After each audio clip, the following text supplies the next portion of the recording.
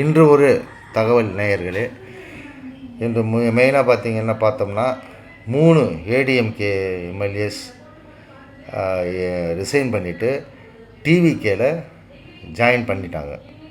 அதுக்கு சபாநாயகர்கிட்ட ராஜினாமா கடிதத்தை கொடுத்து விட்டு ஆதவ் அர்ஜுனா கிட்ட டிவிகேல ஜாயின் பண்ணிட்டாங்க. இது ஒரு முக்கிய தகவல் இன்று. அதனால் டிவிகேயின் பலம் மேலும் ஸ்ட்ரென்தன் ஆகியிருக்கு. ஃபார் எக்ஸாம்பிள், இவங்க பை எலெக்ஷன் வைப்பாங்க, இதில் ஜெயிச்சு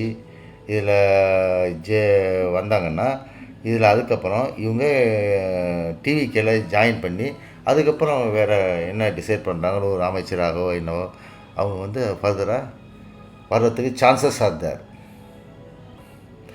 அடுத்து மேசிவ் லோன் வைவர் என்னன்னு கேட்டிங்கன்னா பயிர் கடன் தள்ளுபடி.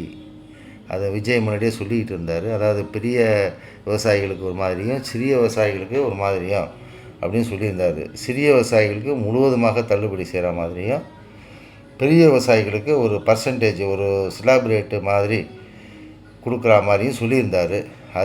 அதுபடி இந்த விவசாயிகளுக்கு 50,000 ரூபாய் கடன் உள்ளவர்களுக்கு முழுவதுமாக கடன் தள்ளுபடி செய்யப்படும். அதற்கு மேல் உள்ளவர்களுக்கு ஸ்லாப் ரேட்டு படி அது ஃபுல்லாக அந்த அடுத்த ரேட்டில் தள்ளுபடி பண்ணுவாங்க. இந்த விவசாயிகளுடைய கடன் தள்ளுபடி ரொம்ப மக்களிடையே மிகச்சிறந்த வரவேற்பை பெற்றுள்ளது.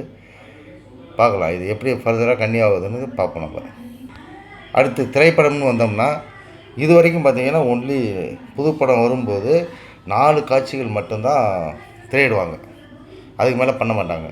ஆனால் விஜய் வந்த உடனே 5 காட்சிகள் திரையிடலாம் என்று ஆணையிட்டுள்ளார். அதாவது 1 வீக் வரைக்கும் புதுப்படங்களை 5 காட்சிகள் வரையும் மேக்ஸிமம் பண்ணலாம். மேலும் சப்போஸ் சம் ஹாலிடே, கவர்மெண்ட்டு இது விடுமுறை, நேஷ்னல் ஃபெஸ்டிவல் ஹாலிடேஸ் வரும்போது அப்போவும் நீ அந்த 5 காட்சிகள் வெளியிடலாம் அப்படின்னு ஒரு ஆடட் ஷோ ஒன்று இதில் போட்டிருக்காங்க. இதில் திரைப்பட உரிமையாளர்கள், நடிகர் சங்கம் எல்லாமே நல்ல வரவேற்றுள்ளாங்க. இது சிறந்த திட்டம். இதுக்கடுத்து பார்த்திங்கன்னா, மலேசிய prime minister mister Anwar Ibrahim அப்படிங்கிறவர் விஜயை செப்டம்பர் மந்த்து மீட் பண்ண போகிறார். இது ஒரு பெரிய வரலாற்று சிறப்பு மிக்க மீட்டிங். ஏன்னு கேட்டிங்கன்னா, இன்னொரு நாட்டுடைய பிரைம் மினிஸ்டர் ஒரு சீஃப் மினிஸ்டரை பார்க்குறதுங்கிறது இது வரைக்கும் நடந்ததே கிடையாது, ரொம்ப ரேர். ஆனால் இப்பொழுது அந்த prime minister Anwar Ibrahim prime minister மலேசியாவிலேருந்து ஒரு மீட்டிங்காக டெல்லிக்கு வர்றார். செப்டம்பர் மந்த் வந்துட்டு அந்த டெல்லி மீட்டிங்கை முடிச்சுட்டு நேராக விஜய் அவர்களை சந்திக்க வருகிறார். இதில் மெயினாக என்னன்னா, ஒரு cultural change, Malaysian and Tamil Nadu cultural change plus education and other relationship will be strengthened, exchange of program எல்லாமே இதில் டிஸ்கஸ் பண்ண உள்ளாங்க. மேலும் மதிப்பிற்குரிய மிஸ்டர் அன்வர் இப்ராஹிம் மலேசிய பிரைம் மினிஸ்டர் மிகுந்த மதிப்பை வைத்துள்ளார் நம்ம சிஎம் விஜய் மேலே. முதல்ல ஒரு வாழ்த்து மட்டும் தெரிவித்திருந்தார்.